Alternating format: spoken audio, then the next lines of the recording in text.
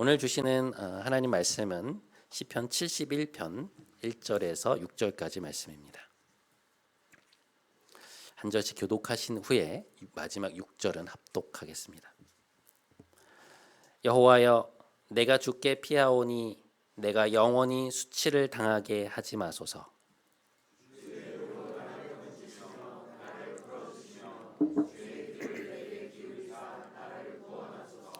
주는 내가 항상 피하여 숨을 바위가 되소서. 주께서 나를 구원하라 명령하셨으니 이는 주께서 나의 반석이시요 나의 요새이심이니이다.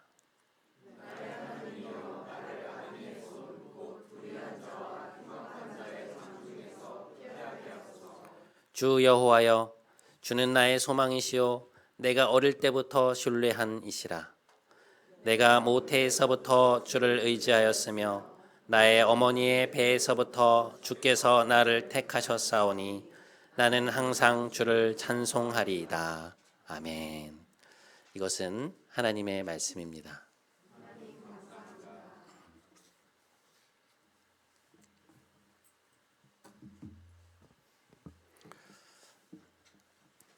여러분 혹시 지난주 설교 제목이 무엇이었는지 기억나시나요? 갑자기 물어보니까 생각이 안 나시잖아요. 주의 구원을 사랑하는 자들이었죠. 시편 70편 본문 안에서 이제 발췌한 제목인데 유난히 좀 그 문장이 좋아서 또 그 문장 안에 있는 이 구원이라는 주제를 이후로도 좀 개인적으로 많이 묵상을 했는데요. 그런데 이번 주에 이제 설교를 준비하려고 다음 시편들을 읽어가는 가운데 오늘 본문 2절의 말씀이 이제 제 마음을 사로잡는 것이었습니다. 자, 오늘 본문 1절과 2절 말씀을 한번 보시죠. 여호와여, 내가 주께 피하오니 내가 영원히 수치를 당하게 하지 마소서. 주의 의로 나를 건지시며 나를 풀어주시며 주의 귀를 내게 기울이사 나를 구원하소서. 자, 이 말씀은 시인이 자신의 이제 고난 속에서 구해달라는 이야기인데요. 하나님, 이런 상황에서 저를 구해 주십시오, 건져 주십시오라고 하면 될 것을 오늘 말씀을 보시면 이제 시인이 뭐라고 말을 하고 있나요? 주의 의로 나를 건져 주십시오라고 말하죠. 그러니까 여기에서 이제 건져달라, 풀어달라, 구원해달라 이런 말들은 이제 다 같은 의미를 가진 표현들이라고 보시면 됩니다. 우리는 이 구원이라는 말을 주로 영적인 것에 사용하지만 성경에서의 구원은 꼭 그런 것은 아니고요. 그러니까 우리를 실제 곤경에서 구해 주시는 것을 뜻합니다. 그러니까 삶에서 맞닥뜨리는 어려움에서 우리를 구해 주신다는 거예요. 그러면 그 구원을 위해서는 무엇이 필요한가? 지난주에 우리는 그것을 이제 하나님의 능력이라는 측면에서 함께 살펴보았죠. 그러니까 우리가 스스로를 구원할 수 없기에 하나님의 손길이 필요하다는 것이었습니다. 우리의 한계를 넘어서는 하나님의 능력이 우리 삶에 임해야만 그 곤경에서 벗어날 수 있다. 그 말씀을 드렸습니다. 오늘 설교의 주제는 지난주의 이야기와 이제 구원이라는 측면에서 연결이 되고 있는데요. 우리의 구원과 관련해서 우리에게 이제 중요한 또 하나의 주제가 무엇인가 하니 바로 하나님의 의라는 것입니다. 조금 전 우리가 읽었던 그 말씀에서 시인이 뭐라고 말했습니까? 하나님이여, 주의 의로 나를 건지시며 주의 의로 나를 구원하소서라고 말했죠. 근데 이게 참 흥미로운 대목이에요. 왜 그런가 하니 여러분, 우리가 보통 기도를 드릴 때 하나님의 의로 저를 구해 주십시오라고 잘 말하지 않잖아요. 그러니까 우리가 맞닥뜨린 문제의 해결과 하나님의 의를 잘 결부시키지 않지 않습니까? 그러니까 우리의 기도에서 그 표현을 사용할 때가 아주 드물죠. 그러니까 하나님의 의라는 이 용어는 오늘 우리의 기도에서 잘 사용되지 않는 언어입니다. 그런데 상당히 흥미롭게도 시편을 읽어가다 보면 이 표현이 굉장히 많이 나와요. 자, 시편 5편 8절 말씀. 나의 원수들로 말미암아 주의 의로 나를 인도하시고 주의 길을 내 목전에 곧게 하소서. 나의 혀가 주의 의를 말하며 종일토록 주를 찬송하리이다. 주의 이름을 위하여 나를 살리시고 주의 의로 내 영혼을 환난에서 끌어내소서. 계속해서 주의 의에 대해서 말하고 있죠. 오늘 시편 71편에서도 시인은 이렇게 말합니다. 내가 측량할 수 없는 주의 의와 구원을 내 입으로 종일 전하리이다. 하나님이여 주의 의가 또한 지극히 높으시니이다. 나의 혀도 종일토록 주의 의를 작은 소리로 읊조리오니. 이것을 보면 우리와는 달리 이 시편의 저자들에게는 하나님의 의라고 하는 것이 꽤나 익숙한 주제였다는 것을 알 수 있습니다. 그들은 그것을 자신들의 구원과 결부짓기도 하고 찬양의 주제로도 삼고 있어요. 그 주제를 자신들의 기도 안으로 이렇게 끌고 들어오고 있는 것입니다. 그렇다면 이 하나님의 의라고 하는 것이 도대체 무엇이길래 오늘 본문을 비롯한 시편의 많은 저자들이 그것을 자신들의 기도 안으로 끌고 들어오고 있는가? 어떻게 그 주제가 그들이 삶에서 맞닥뜨린 곤경에서의 실제적인 구원과 연결이 되고 있는가? 오늘 이 시간에는 그 부분을 여러분과 함께 좀 살펴보려고 합니다. 오늘 이 말씀을 통해 우리들의 기도의 언어가 또 한 번 풍성해지는 귀한 시간이 되기를 기도드립니다. 자, 먼저 이 하나님의 의라는 표현을 조금 더 쉽게 풀어볼 필요가 있는데요. 자, 화면을 한 번만 보시죠. 여러분, 이 하나님의 의라고 하는 것은 명사적 표현이잖아요. 그런데 이 표현을 동사형으로 바꾸어 보면 어떻게 되는가? 어떻게 되나요? 하나님은 의로운 분이다. 하나님은 의로우시다라는 뜻이 되죠. 그러니까 하나님의 의라고 하는 그 명사적 표현 안에는 이런 동사적 의미가 담겨져 있다는 것입니다. 자, 또 하나의 비근한 예는 하나님 나라라고 하는 것인데요. 이 하나님의 나라라고 하는 것은 명사적 표현인데요. 이 표현을 동사형으로 바꾸어 보면 뜻이 어떻게 풀어지나요? 하나님이 다스리신다라는 뜻이 그 안에 담겨 있는 걸 볼 수 있습니다. 하나님이 왕으로 다스리시는 것이 바로 하나님 나라 아닙니까? 그분의 뜻이 곧 법이 되고 그 말씀이 권위를 가지고 실제적인 영향을 발휘하는 것, 그것이 바로 하나님 나라잖아요. 그러니까 이런 방식으로 명사적 표현을 동사형으로 바꾸어 생각해 보면 이제 그 안에 숨겨져 있는 의미가 조금 더 쉽게 다가온다는 것이죠. 자, 그렇다면 하나님의 의는 하나님의 의로우시다는 말인데 그것은 어떤 의미를 가지고 있는가? 자, 이것은 크게 두 가지 의미를 가지고 있습니다. 자, 첫 번째, 하나님은 공의로우시고 정의로운 분이라는 거예요. 하나님은 공의로우시고 정의로운 분이기 때문에 우리가 억울하게 당하는 어려움, 비난 혹은 억눌림으로부터 우리를 구하여 주시는 분이라는 거죠. 어떤 사람의 부당한 욕심 때문에 혹은 질투나 악한 마음 때문에 우리가 현재 당하고 있는 이 고통으로부터 하나님이 우리를 건져 주신다는 것입니다. 오늘 본문 속에서 시인은 그러한 이들을 나의 원수 혹은 내 영혼을 대적하는 자들이라는 표현을 쓰고 있는데요. 자, 10절 말씀. 내 원수들이 내게 대하여 말하며 내 영혼을 엿보는 자들이 서로 꾀하여 이르기를. 13절. 내 영혼을 대적하는 자들이 수치와 멸망을 당하게 하시며 나를 모해하려 하는 자들에게는 욕과 수욕이 덮이게 하소서. 자, 이 표현들 중에서 특별히 우리의 눈길을 사로잡는 것은 10절에 내 영혼을 엿보는 자들이라는 표현인데요. 우리의 영혼을 엿본다는 것은 그냥 이렇게 엿봄의 문제가 아니고요. 우리에게 해를 가하기 위한 기회를 보고 있다는 것이죠. 그러니까 마치 풀숲에 엎드려서 먹이를 노리고 있는 짐승처럼 혹은 보이지 않는 곳에서 나에게 화살을 날리려고 하는 어떤 원수처럼 언제든 우리의 영혼을 삼키려 하는 기회를 엿보는 사람들이라는 것입니다. 여러분, 우리가 삶을 살다 보면 우리를 힘들게 하는 사람들을 얼마나 많이 만나게 되나요? 직장에서, 학교에서, 주변에서 이해할 수 없는 방식으로 우리를 힘들게 하는 일이 참 많죠. 뿐만 아니라 우리 가족들을 힘들게 하는 사람들도 우리는 많이 만나게 됩니다. 근데 그러한 사람들을 만났을 때 우리는 뭐라고 기도를 해야 될까요?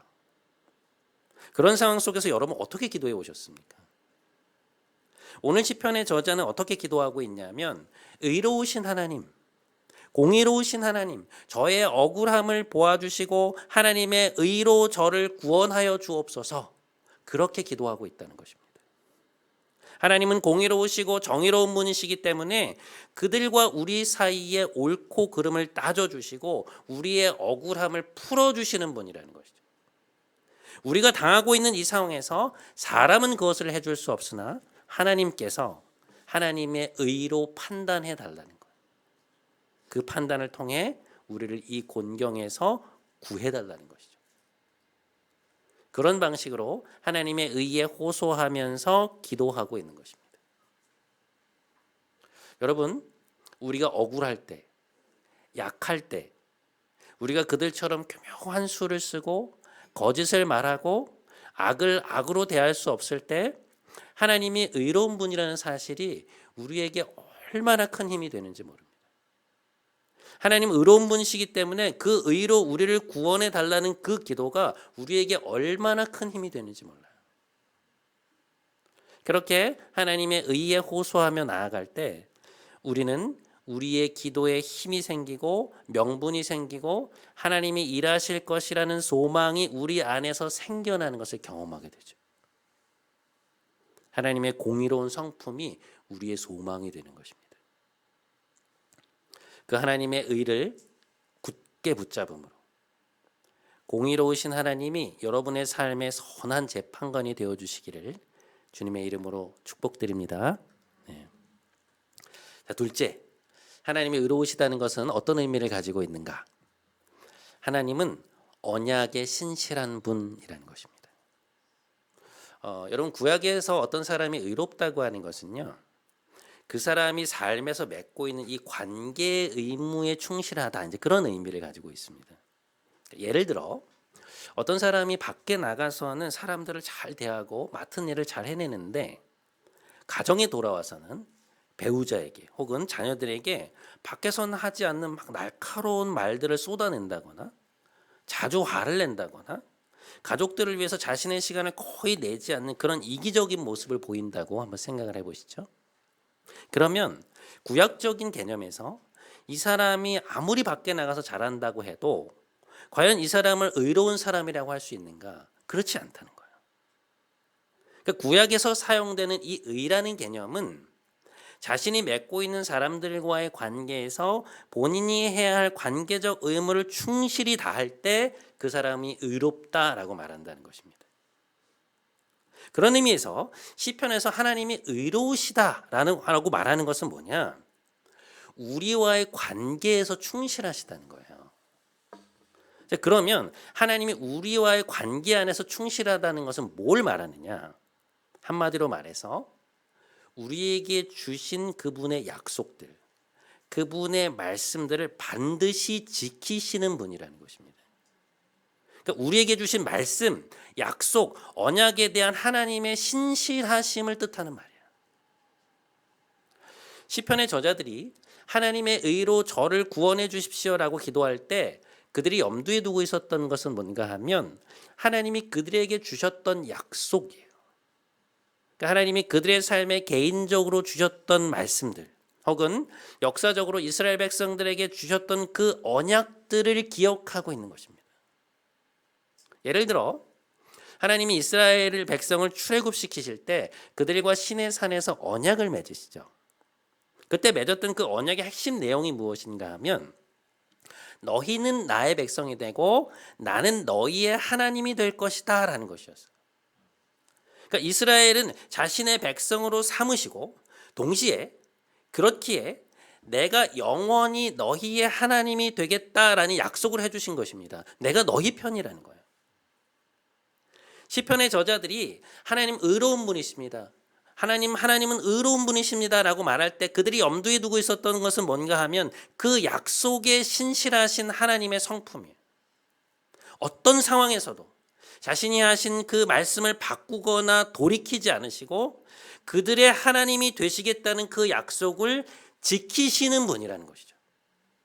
그래서 그들은 자신들이 맞닥뜨린 상황 속에서 어떻게 호소를 하느냐?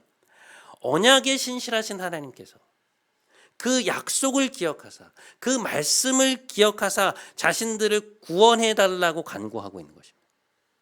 하나님, 저는 하나님의 다스림을 받는 하나님의 백성 아닙니까? 하나님의 말씀을 따르고 있는 하나님의 자녀 아닙니까? 그러니 그 말씀을 기억하여 주옵소서. 그렇게 기도하는 거예요. 우리를 떠나지 않으시고 하나님이 우리의 하나님이 되시겠다는 그 말씀을 기억하여 주옵소서. 그 말씀을 지키시옵소서. 그렇게 하나님의 그 의로운 성품, 하나님의 그 심실한 성품에 호소를 하고 있는 것입니다. 그것이 바로 하나님의 의로 저를 구원해 주십시오라는 기도에 담긴 또 하나의 의미예요. 이 하나님의 신실하심이라는 주제는요, 이스라엘 백성들에게는 너무너무 중요한 것이었습니다. 여러분, 만일 하나님이 신실하신 분이 아니라면 우리가 어떻게 그분을 믿고 우리의 모든 것을 그분께 의탁할 수 있겠습니까? 그렇죠? 만일 하나님이 믿을 만한 분이 아니라면, 언제든 자신의 말씀을 이렇게 손바닥 뒤집듯 뒤집으실 수 있는 분이라면 어떻게 우리가 그분을 신뢰할 수 있으며 어떻게 그분을 우리의 하나님으로 모실 수 있겠어요? 그건 불가능한 일이죠. 그래서 하나님이 우리를 위하여 하신 일이 무엇이냐? 자신의 그 신실한 성품을 성경 전체를 통해서 계속해서 끊임없이 반복하여 보여주시는 것입니다. 성경에 나타난 인물들의 삶 속에서, 수많은 역사의 현장 속에서 우리에게 그것을 보여주세요. 신약 성경 디모데후서 2장 13절에 보면 이런 말씀이 있습니다. 우리는 미쁨이 없을지라도 주는 항상 미쁘시니 자기를 부인할 수 없으시리라. 이걸 영어 성경으로 읽으면 뜻이 더 명확하게 다가오는데요. 이렇게 되어 있습니다. If we are faithless, 우리는 신실하지 못할지라도 He will remain faithful. 하나님은 계속해서 우리에 대하여 신실함을 보이실 것인데 왜 그러하냐? For He cannot disown himself. 자기를 부인할 수 없으시기 때문에. 여러분, 하나님은 하나님 자신을 부인할 수 없으세요. 자신의 거룩함을 두고 맹세한 그 말씀들을 지키시지 않을 수 없는 것입니다. 그것은 하나님의 명예와 관련된 일이며 하나님은 진실하신 분이시기 때문에 그 어떤 것에서도 결코 거짓을 말할 수 없어요. 민수기 23장 19절 말씀, 우리 이 말씀 한 목소리로 한번 함께 읽어보겠습니다. 자, 시작. 하나님은 사람이 아니시니 거짓말을 하지 않으시고 인생이 아니시니 후회가 없으시도다. 어찌 그 말씀하신 바를 행하지 않으시며 하신 말씀을 실행하지 않으시랴. 여러분, 우리가 했던 말을 지키지 못할 때도 많고 마음이 변할 때도 너무 많지만 하나님은 우리와는 다르시다는 거예요. 그분은 변하지 않으신다는 것입니다. 하나님은 우리에게 주셨던 말씀, 그 약속, 우리를 향한 그 태도에 있어서 결코 변함이 없으시다는 거예요. 그것이 우리의 견고한 소망이라는 것입니다. 성경 안에서 그것을 잘 보여주는 대목이 어딘가 하면요, 구약의 창세기입니다. 창세기 12장 1절에서 3절 말씀. 너는 너의 고향과 친척과 아버지의 집을 떠나 내가 내게 보여줄 땅으로 가라. 내가 너로 큰 민족을 이루고 내게 복을 주어 내 이름을 창대하게 하리니 너는 복이 될지라. 땅의 모든 족속이 너로 말미암아 복을 얻을 것이라 하신지라. 제가 요즘에 읽고 있는 책이 한 권 있는데요. 바울과 하나님의 신실하심이라는 제목의 책입니다. 영국의 저명한 신약학자인 톰 라이트라는 분이 쓴 책인데, 이제 이분이 여기에서 무슨 얘기를 하냐면 바울이 말하는 복음의 핵심이 결국 뭐냐? 하나님의 신실하심에 관한 내용이라는 거예요. 그러니까 예수님을 통해서 우리에게 허락해 주신 그 구원은 하나님이 애초에 아브라함에게 주셨던 그 약속을 결국에 이루어내신 일이라는 것입니다. 그러니까 어디에서 뚝 떨어진 게 아니라는 거예요. 여러분, 아브라함이 성경에 처음 나타나는 지점이 어딘가 하면요, 창세기 11장의 바벨탑 사건 이후에요. 그러니까 창세기 7장부터 10장까지 노아의 홍수 사건이 있은 다음에 하나님이 이 노아의 후손들을 통해서 다시금 인류의 역사를 만들어 가려고 하시는데 그 후손들이 또다시 하나님께 등을 돌립니다. 하나님을 섬기지 않고 다시금 그분을 대적하여 커다란 바벨탑을 만들게 되죠. 창세기 11장에 보면 하나님이 그들의 그 적대적 시도를 좌절시키신 직후에 어떤 행동을 하시느냐. 스스로 죄에 빠져서 하나님을 떠나 있는 인류를 다시금 돌이키게 하기 위해서 아브라함이라고 하는 한 사람을 부르세요. 노아의 자손들을 흩으시고 다시 시작하시는 거예요. 바로 그 맥락 속에서 아브라함에게 주셨던 말씀이 우리가 보았던 창세기 12장의 말씀이에요. 자, 그 말씀 다시 한 번만 보겠습니다. 창세기 12장 1절에서 3절. 너는 너의 고향과 친척과 아버지의 집을 떠나 내가 내게 보여줄 땅으로 가라. 내가 너로 큰 민족을 이루고 내게 복을 주어 내 이름을 창대하게 하리니 너는 복이 될지라. 땅의 모든 족속이 너로 말미암아 복을 얻을 것이라. 여러분 이 내용을 한번 보세요. 이 말씀은 우리에게 뭘 생각나게 하냐면요. 생육하고 번성하여 땅에 충만하라고 하는 아담과 하와에게 주셨던 창세기 1장의 명령을 생각나게 하는 말씀입니다. 잘 읽어보면 이 말씀이 단순히 아브라함 개인을 위한 약속이 아니라는 것을 단번에 알 수 있어요. 내가 너에게 좋은 것 줄 테니 날 따라와 이런 게 아닌 거예요. 창세기 12장의 맥락에서 하나님이 자신을 대적하는 사람들을 흩으시고 아브라함이라는 이 한 사람을 부르시는 이 부름의 맥락은 뭔가 하면 하나님을 떠난 인류 전체를 구원하고자 하시는 하나님의 구원 프로젝트가 다시금 시작되는 지점이에요. 하나님은 그것을 우리를 대표하여 부르신 아브라함에 대한 약속의 형태로 담아두시고 그 말씀에 신실하신 하나님으로 역사 속에서 계속해서 나타나신 것입니다. 그 내용이 무엇이냐? 너를 통해서 큰 민족을 이룰 것이라고 말씀하시잖아요. 그러니까 아브라함을 통해서 이스라엘이라는 민족을 이루실 것이고 이들을 통해 세계 만방의 하나님의 영광을 드러내시려는 목적과 계획을 말씀하신 거예요. 그래서 그들을 애굽의 손에서 빼내실 때도 뭐라고 말씀하시냐면 내가 아브라함과 이삭과 야곱에게 주었던 약속을 기억하노라 라고 말씀하세요. 그 약속대로 그의 후손을 커다란 민족으로 만드셨고 이들을 통해 인류를 구원하시라는 약속을 계속해서 이루어가고 계시는 거예요. 바로 그 비전 속에서 하나님이 아브라함을 통해 온 세상이 복을 얻게 하시겠다는 그 말씀을 이루시기에 누굴 보내신 것입니까? 예수 그리스도를 보내신 거죠. 사실 역사를 살펴보면 이스라엘은 하나님 앞에 신실하지 못했거든요. 가나안에 들어가서 그들은 우상 숭배에 빠졌고 하나님이 주신 그 축복의 통로로서의 역할을 제대로 하지 못했습니다. 그러나 하나님은 어떻게 하셨냐? 자신이 하신 그 말씀에 끝까지 신실하셔서 예수님을 이 땅에 보내심으로 온 인류에게 복을 주시겠다고 그 약속의 말씀을 지키신 거예요. 근데 여러분, 예수님이 누구의 후손이십니까? 계보를 따지고 올라가면 아브라함의 자손이세요. 그러니까 하나님은 우리의 거듭되는 죄와 배반과 돌이킴에도 불구하고 그분의 변함없는 신실하심으로 우리에게 주셨던 그 약속을 결국에는 지키셨다는 것입니다. 그 방식으로 역사 속에서 계속해서 행하셨다는 거예요.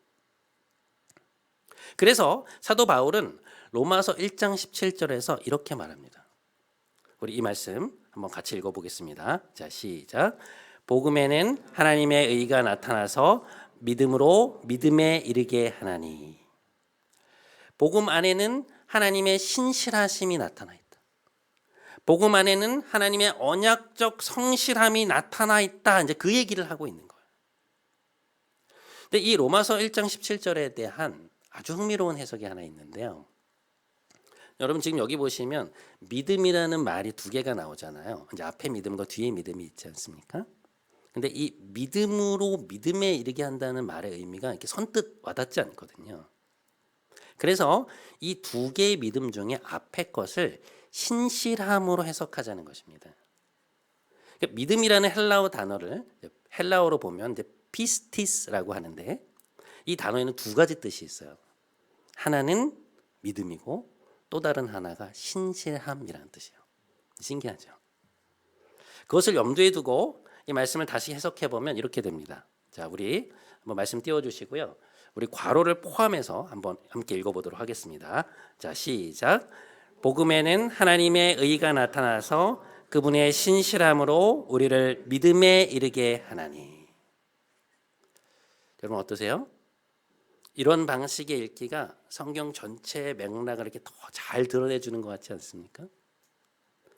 그러니까 우리의 구원이라는 것은 당연히 믿음을 통해 얻는 것이지만 그것은 철저히 우리에 대한 하나님의 그 신실한 의지와 행동 아래 이루어진 것이라는 말씀. 우리를 향한 하나님의 신실하심이 결국 우리를 구원했다는 것입니다. 바로 그것이 성경에 펼쳐져 있는 구원의 역사 안에 분명히 나타나고 있다는 것. 오늘 시편 71편 본문 5절과 6절 말씀을 보면 이렇게 되어 있습니다. 주 여호와여, 주는 나의 소망이시요 내가 어릴 때부터 신뢰한 이시라. 내가 모태에서부터 주를 의지하였으며 나의 어머니의 배에서부터 주께서 나를 택하셨사오니 나는 항상 주를 찬송하리. 여러분, 하나님의 신실하심은 우리가 하나님을 신뢰할 수 있는 견고한 바탕입니다. 말씀에 대한 그분의 성실하심은 우리가 우리의 인생을 하나님께 의탁할 수 있도록 해주는 신뢰의 근거가 되는 거예요. 하나님은 왜 우리에게 성경을 주셨을까? 구원의 역사 속에서 하나님이 얼마나 신실한 분이었는가를 보여주시기 위함이죠. 역사 속에서 하나님이 그 구원의 계획을 어떻게 이루어 오셨는가를 우리에게 알게 하신 것입니다. 그래서 오늘 우리의 구체적인 삶까지 이어지고 있는 그 신실한 하나님의 구원의 역사를 믿으라는 거예요. 그리스도 안에서 우리를 자녀 삼으시겠다는 그 약속, 내가 너희와 세상 끝날까지 함께하리라는 그 말씀을 하나님은 오늘도 신실하게 지켜가고 계신다는 것입니다. 로마서 8장 31절 말씀. 그런즉 이 일에 대하여 우리가 무슨 말 하리요? 만일 하나님이 우리를 위하시면 누가 우리를 대적하리요? 누가 우리를 그리스도의 사랑에서 끊으리요? 환난이나 곤고나 박해나 기근이나 적신이나 위협이나 칼이라. 그러나 이 모든 일에 우리를 신실하게 사랑하신 이로 말미암아 우리가 넉넉히 이기느니라. 사랑하는 여러분, 하나님의 의로움을 신뢰하십시오. 하나님은 우리의 수많은 연약함을 넘어 지칠 줄 모르는 인내와 긍휼과 신실함으로 우리에게 주신 언약의 말씀을 이루시는 분입니다. 그리고 오늘도 우리의 삶 속에서 그것을 이루어 가고 계십니다.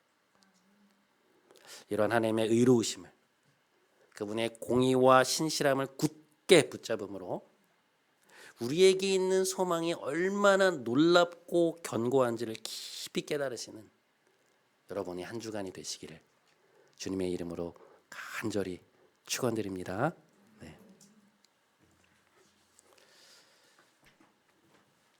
우리 오늘 이 찬양 같이 했으면 좋겠습니다. 나의 안에 거하라라고 하는 찬양인데요.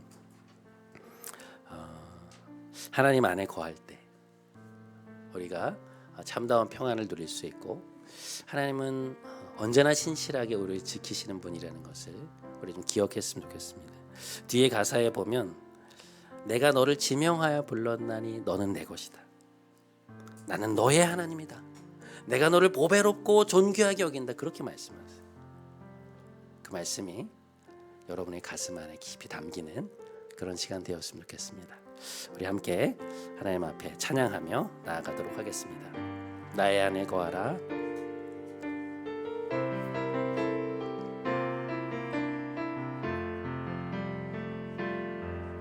나의 안에 거하라. 나는 내 하나님이니 모든 환난 가운데 너를 지키는 자라. 두려워하지 말라.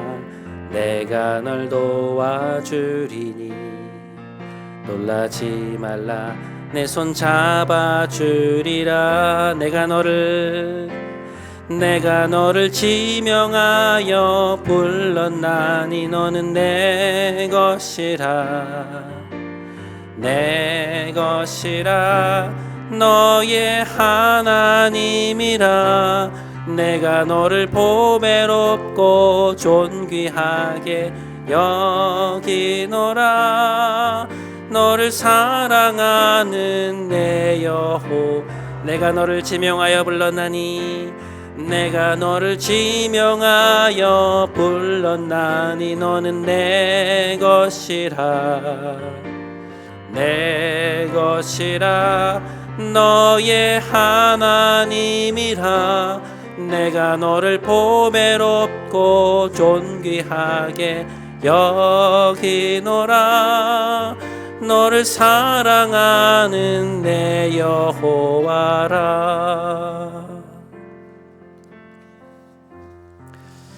사랑하는 여러분, 하나님은 의로운 분이십니다. 하나님이 공의로우시고 또 정의로운 분이라는 사실이 우리에게는 얼마나 큰 힘이 되는지 모릅니다. 우리가 억울한 일을 당할 때, 어려움 속에 있을 때, 그리스도인이기 때문에 악을 악으로 갚을 수 없을 때 우리는 하나님의 의를 붙잡고 나아갈 수 있습니다. 우리 시간 함께 기도하기 원합니다. 하나님, 하나님의 의로 우리를 구원해 주옵소서. 하나님의 의로운 판결이 우리의 삶에 나타나게 하여 주옵소서. 우리 기도 제목 가지고 함께 하나님 앞에 나아가서 함께 기도하도록 하겠습니다. 함께 기도하겠습니다. 사랑의 하나님 감사합니다. 오늘 우리에게 하나님의 의에 대해서 말씀해 주셔서 감사합니다. 하나님, 하나님이 공의로우시고 정의로우신 분인 것을 고백합니다. 하나님, 우리에게는 의가 없지만 그러나 하나님께서는 공의로우시고 정의로우신 분이기 때문에 하나님 우리의 상황을 알고 계시고 우리가 당하고 있는 어려움과 우리가 억울하게 당하고 있는 이 모든 환경들을 하나님 알고 계십니다. 하나님, 하나님은 아시죠. 하나님은 아시죠. 사람들은 알지 못하지만 하나님은 의로우신 분이기 때문에 그들과 우리 사이를 하나님 판단할 수 있으시죠. 하나님, 우리를 이곳에서 건져주시옵소서. 이 곤경에서 건져주시고 이 어려움에서 건져주시고 하나님 우리 사이를 판단하셔서 하나님의 공의와 하나님의 정의로 저희를 구원하여 주시옵소서. 여러분, 하나님은 신실하십니다. 우리를 향한 하나님의 사랑은 어제나 오늘이나 영원토록 변함이 없으십니다. 그것이 우리로 오늘을 살게 하는 견고한 소망입니다. 우리 시간 한 번만 더 기도했으면 좋겠습니다. 하나님, 우리를 하나님의 그 신실한 사랑으로 구원하여 주옵소서. 우리의 삶과 가정과 일터에서 맞닥뜨리는 모든 일을 이 시간 하나님께 맡기오니 우리와 함께하여 주옵소서. 우리 삶에 함께하셨던 하나님의 신실하심을 기억하면서 그것을 붙들고 하나님의 다시 한번 기도하며 나아가도록 하겠습니다. 함께 기도하겠습니다. 살아계신 하나님, 하나님의 신실하심을 붙들고 나아가서 기도합니다. 하나님, 우리 삶에 하나님 언제나 신실하게 되어오셨습니다. 하나님, 구원의 역사 속에서 아브라함에게 주셨던 그 약속을 하나님 정말 예수 그리스도에게 오기까지 신실하게 하나님 지키셨던 것을 기억합니다. 수많은 사람들, 수많은 인간들의 배반과 배신과 돌이킴과 죄에 빠짐과 연약함이 있었음에도 불구하고 하나님 그것에 눌리지 아니하시고 인내와 성실과 사랑으로 신실하심으로 그 약속을 분명히 이루셨고 우리의 삶 가운데서도 주님 그 약속을 이루어가고 계신 줄 믿습니다. 우리에게 주셨던 수많은 말씀들 기억하기 원합니다. 우리에게 주셨던 수많은 약속들 기억하기 원합니다. 우리에게 주셨던 그 마음들 기억하기 원합니다. 하나님, 그것을 붙들고 신실하게 그것을 지켜나가실 하나님을 신뢰하며 하나님 우리가 오늘 이번 한 주를 담대히 살아나갈 수 있게 하여 주시옵소서. 낙심에 빠지지 않게 하여 주옵소서. 주저앉지 않게 하여 주옵소서. 하나님의 말씀, 하나님의 약속, 하나님이 하셨던 것들을 기억하게 하여 주옵소서. 그것을 붙잡고 하나님의 의와 신실함을 붙잡고 하나님 앞에서 담대하게 걸음걸음을 나아갈 수 있는 우리가 모두가 될 수 있도록 하나님이 우리의 인생을 책임지시고 하나님이 우리의 걸음을 책임지시고 하나님 우리 자녀들의 삶을 책임지실 것을 믿고 신뢰하며 나아갈 수 있는 한 주 될 수 있도록 주님 은혜를 베풀어 주시옵소서. 주님 은혜로 함께하여 주시옵소서.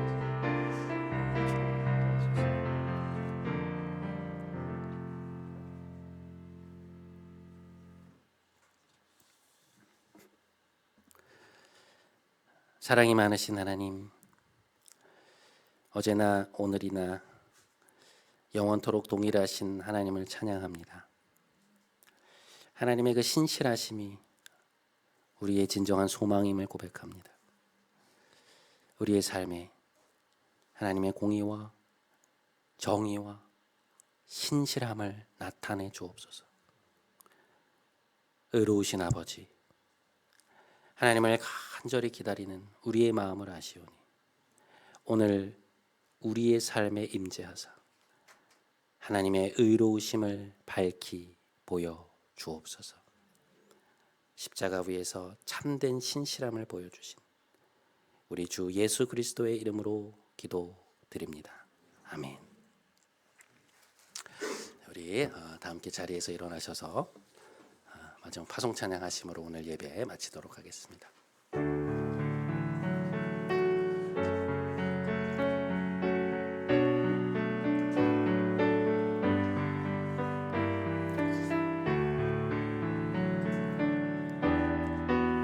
우리는 주의 백성이오니 우리는 주의 백성이오니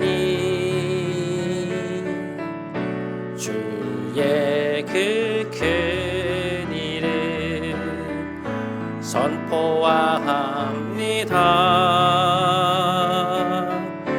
이곳 어두운 세상에 빛으로 부르셨네.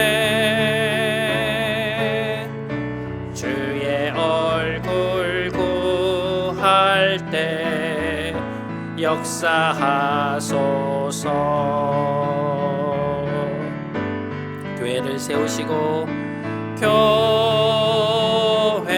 교회를 세우시고 이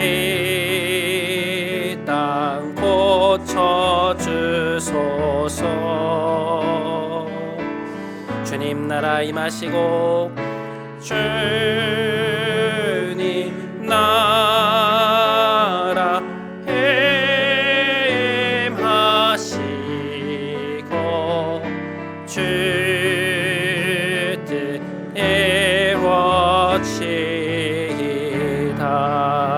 이루어지이다. 이제는 우리 구주 예수 그리스도의 크신 은혜와 하나님 아버지의 놀라우신 사랑과